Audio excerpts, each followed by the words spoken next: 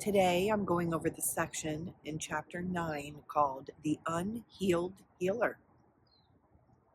The ego's plan for forgiveness is far more widely used than God's. This is because it is undertaken by the unhealed healers and is therefore of the ego. Let us consider the unhealed healer more carefully now. By definition, he is trying to give what he has not received. If an unhealed healer is a theologian, for example, he may begin with the premise, I am a miserable sinner, and so are you. If he is a psychotherapist, he is more likely to start with the equally incredible belief that attack is real for both himself and the patient, but that it does not matter for either of them. All right, so in this first paragraph, he's explaining to us that we are constantly following the ego's plan for forgiveness, which means you did something wrong. I'm going to be the better person and forgive you for this thing that you did wrong. That's the ego's plan for forgiveness. It's about attack and judgment and separation. And he's telling us that this is happening because forgiveness is being undertaken by unhealed healers. That's us when we are identifying with ego. And he's saying that by definition, the ego is trying to give what he has not received. So he's trying to give forgiveness without receiving it, which are fancy words to mean practicing forgiveness, of Course in Miracles way, which is identifying with spirit, both for ourselves and for everyone else. It's another way of saying that we cannot heal anyone without being healed ourselves, and the only way that we can be healed or heal anyone is by identifying with spirit, both how we see ourselves and how we see others. He's giving the example both of a theologian and also a psychotherapist, and how from both of those viewpoints we would be seeing each other as separate and as sinners and something to judge and something that can attack and be attacked, and that this is all wrong, that this is not our truth, and we cannot heal this way. I have repeatedly said that the beliefs of the ego cannot be shared, and this is why they are unreal. And shared means practicing forgiveness, identifying with spirit. So that's why ego beliefs cannot be shared, and that they are unreal because the ego is not real. How then can uncovering them make them real? And he puts uncovering in quotes because if we are analyzing things from the ego's perspective, we are uncovering nothing. Even though the ego thinks it's uncovering things. Every healer who searches fantasies for truth must be unhealed because he does not know where to look for truth and therefore does not have the answer to the problem of healing. So again, he's saying if there is an ego attempting to heal others, it's not possible. Searching fantasies for truth means searching the illusion for truth. And if we're identifying with ego and believing in this world and believing in attack and separation, those are all fantasies. And the ego doesn't know where to look for truth and therefore does not have the answer to healing. There is an advantage to bringing nightmares into awareness, but only to teach that they are not real and that anything they contain is meaningless. That's another way of saying practicing forgiveness. If we think we're finding problems within the illusion and then we can fix them and heal them within the illusion, that's false. That doesn't work. That's not healing. But if we bring nightmares into awareness, meaning looking at the things within our illusory world that cause us pain, that cause us suffering, that's the nightmare, and then forgive it, meaning knowing that it's not real, it's not true, and that what is real and is true is spirit, that is bringing our nightmare to awareness, the awareness of truth, the awareness of light, of love. That is where the healing is. The unhealed healer cannot do this because he does not believe it, right? The ego doesn't believe all that I just said. All unhealed healers follow the ego's plan for forgiveness in one form or another. All unhealed healers are all of us who are identifying with ego. If they are theologians, they are likely to condemn themselves, teach condemnation, and advocate a fearful solution. Projecting condemnation onto God, they make him appear retaliative and fear his retribution. Right? That's the God of religion, the classic God that the world believes in. This God that is judging us, is going to punish us for our wrongdoing. That's not true. That's just the ego. That's the ego's projection. The ego's projection of condemnation. What they have done is merely to identify with the ego, and by perceiving what it does, condemn themselves because of this confusion. So he's talking about how egos condemn and judge based upon the behavior of the ego. And of course, there's going to be lots to judge if we're doing that. And that is the confusion. We are confused about who we are, and we are confused about judging and condemning. And we are confused about healing. It is understandable that there have been revolts against this concept, but to revolt against it is still to believe in it. So if an ego revolts against this concept of a God that punishes and judges, for example, an ego decides that it's an atheist, or any other position that would be anti-God, and by revolting and acting against it, you're still making it real because you're focusing on it. And it's not real. A punishing God and a condemning God is not real. So basically, anything that we resist against, we're actually giving it power because we're making it real to resist against. The Course is always teaching us to look beyond what is false, not to fight against it, not to revolt against it, because that just gives it power. To look beyond it, that gives it no power. Some newer forms of the ego's plan are as unhelpful as the older ones because form does not matter and the content has not changed. In one of the newer forms, for example, a psychotherapist may interpret the ego's symbols in a nightmare and then use them to prove that the nightmare is real. Having made it real, he then attempts to dispel its effects by depreciating the importance of the dreamer. This would be a healing approach if the dreamer were also identified as unreal. Yet if the dreamer is equated with the mind's corrective power through the Holy Spirit is denied. This is a contradiction even in the ego's terms, and one which it usually notes even in its confusion. All right, so this is a somewhat confusing way to give an example of, in today's world, a psychotherapist trying to work with a patient. First of all, making the patient's trauma real, or in this case, he's talking about analyzing a dream and then using symbols from the dream to try to heal that client. That none of this works because it is all denying Holy Spirit's truth, which is the trauma never happened, the sleeping dream never happened, and the waking dream is not happening. That all of that is being denied in this sort of more modern way of trying to heal through psychotherapy. Now, I want to remind you that the Course is never, ever, ever telling us what to do in the world with our bodies in form. So this Course is not saying therapy's bad, psychotherapy's bullshit, it doesn't work. It's not saying that at all. If Holy Spirit leads us to get some therapy of any kind, no matter what kind of therapy it is, if it feels helpful to you, and if you know this Course, and you can participate in that therapy, knowing that you are spirit, that the therapist is spirit, and that Holy Spirit is working with you, and therefore can bring messages through that therapist to you that can feel helpful to you in your avatar body, in your dream, that's okay. No one is judging therapy or psychoanalysis here. He's just using it as an example to explain that that method of healing, if it does not include Holy Spirit, doesn't work. Nobody can heal anybody if they do not know themselves. And the way that we know ourselves is to know ourselves as spirit and to know that everyone else is spirit.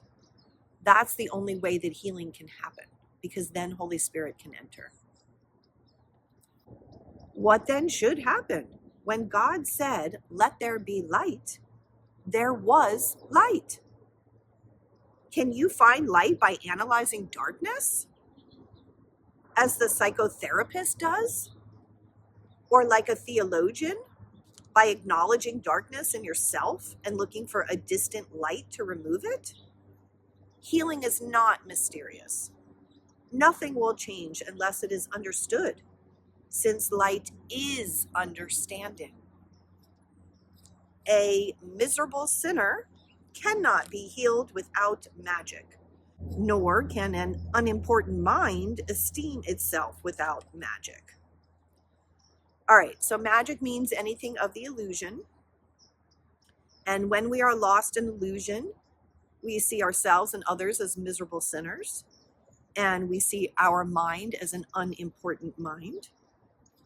The illusion is being described here as darkness. And so once again, when he's using the example of the psychotherapist, he's saying you can't find light by analyzing the darkness. You can't find God, the light, spirit, the truth, love, by analyzing the illusion. You can't do it that way. You're not going to find that light within the darkness. You're not going to find truth within the illusion. And light, he's saying, is truth, is knowledge. Both forms of the ego's approach, then, must arrive at an impasse, the characteristic impossible situation to which the ego always leads. Right? The ego's motto is seek and do not find. It always wants us to be in some sort of impossible situation.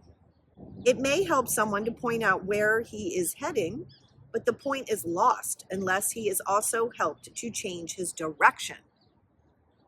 Direction meaning choosing spirit over ego. The unhealed healer cannot do this for him since he cannot do it for himself. So if someone who's attempting to heal others doesn't know how to identify with spirit in themselves, they cannot heal anybody because they're not even healing themselves. They don't even know themselves. So how could they possibly heal or know anyone else, is what he's saying. The only meaningful contribution the healer can make is to present an example of one whose direction has been changed for him and who no longer believes in nightmares of any kind. A fancy way of saying identifying with spirit and knowing that the world is an illusion. That's the only meaningful contribution a healer can make. The light in his mind will therefore answer the questioner, who must decide with God that there is light because he sees it.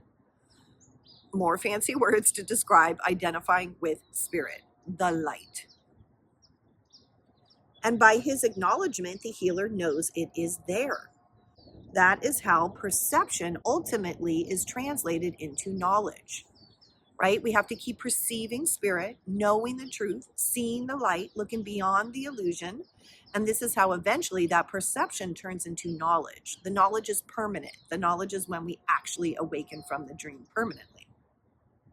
The miracle worker begins by perceiving light and translates his perception into sureness by continually extending it and accepting its acknowledgement. Its effects assure him it is there. More fancy words to talk about practicing forgiveness.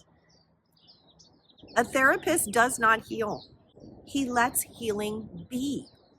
Okay? When we are identified with spirit, we're not forcing healing. We're not forcing a situation. We're allowing Holy Spirit to channel through us. That's how we let healing be. He can point to darkness, but he cannot bring light of himself, for light is not of him. So he's talking about the therapist within the illusion. That he can point to darkness, right? The therapist can point to the illusion, the darkness within the illusion, but he cannot bring the light of himself if he himself is not identified with spirit.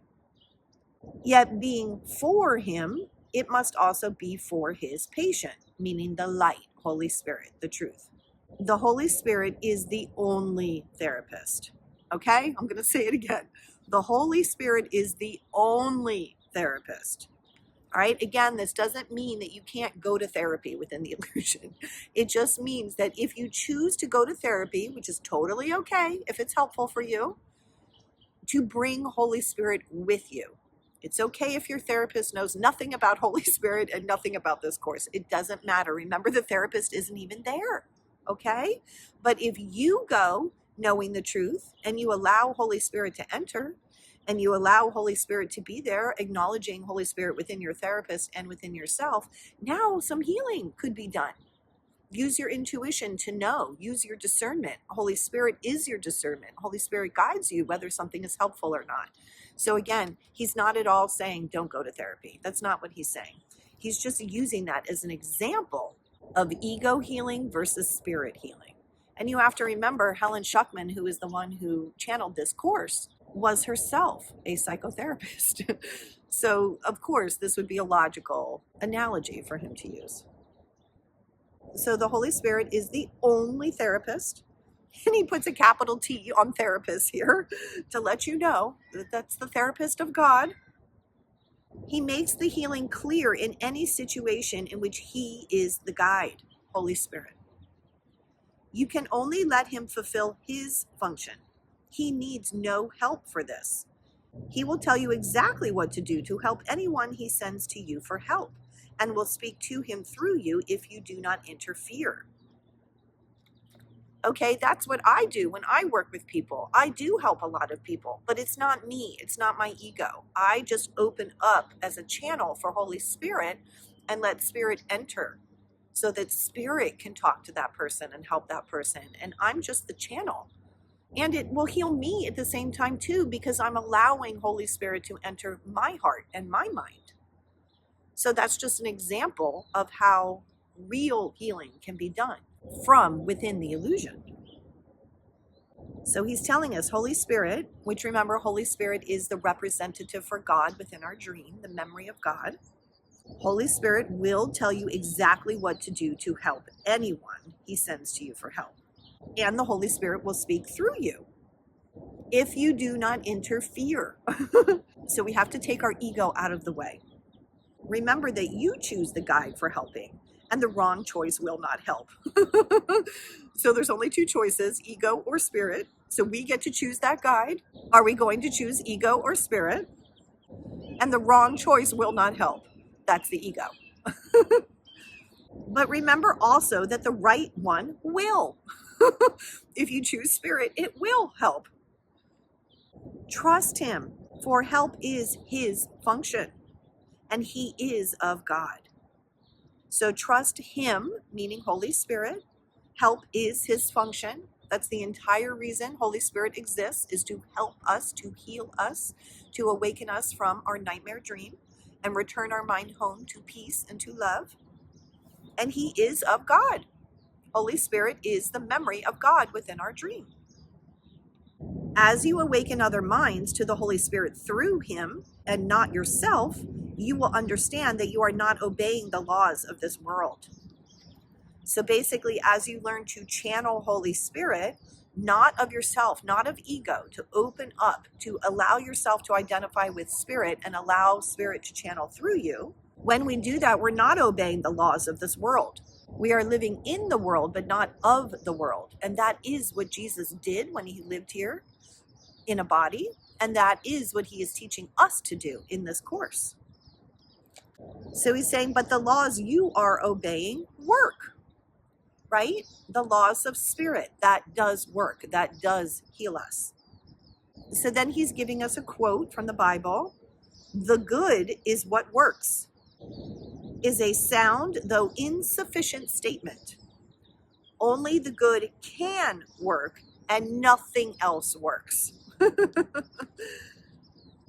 This course offers a very direct and very simple learning situation and provides the guide who tells you what to do. That's Holy Spirit. That's what this book is teaching us to do, to listen to that guide. That is how we learn, and that is how we heal. If you do it, you will see it works. It's true. I have done this course for a long time, and it absolutely works. Its results are more convincing than its words. True.